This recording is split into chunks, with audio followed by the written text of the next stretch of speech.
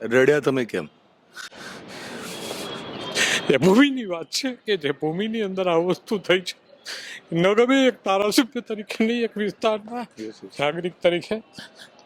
એટલે આવા બનાવો બનતા હોય ત્યારે આપણે ખૂબ દુઃખ થતું હોય છે, અને આવા સંતોના સાનિધ્યની અંદર થાય ત્યારે વધારે દુઃખ થાય કે આ સંતો જે એના સાધકો, એના ચેલાઓ બનાવતા હોય છે, ગુરુઓ, ત્યારે એને પાત્રતા તપાસવી જોઈએ કે આ વ્યક્તિની અંદર પાત્રતા છે. જો આ પાત્રતા નહીં તપાસો ને તો તમારી પાત્રતા હવે આવનાર પેઢી કાઢી નાખશે. યુવાનો નથી માગવાના તમને, તમારી પાસે નહીં આવે. એને માતાજીમાં શ્રદ્ધા છે પણ સંતોમાં શ્રદ્ધા નહીં આવે. આ રિયાલિટી છે. એટલે આવા લોકોને સમાજમાંથી કાઢવા જોઈએ.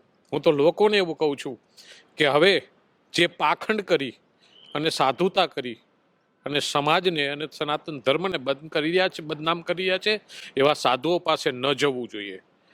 આવા સાધુઓને ત્યાગ આપવો જોઈએ.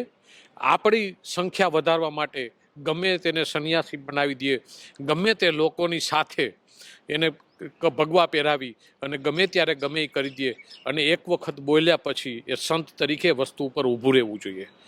પણ જ્યારે કોઈ પણ વસ્તુ છે, અને હું બોલું છું, ક્યારેક મારી પણ ભૂલ હશે એવું નથી, તો વાત કરે. હજી કહું છું, તમામ સંતો વિશે નથી, જે લોકો કરે છે એમના માટેની વાત છે.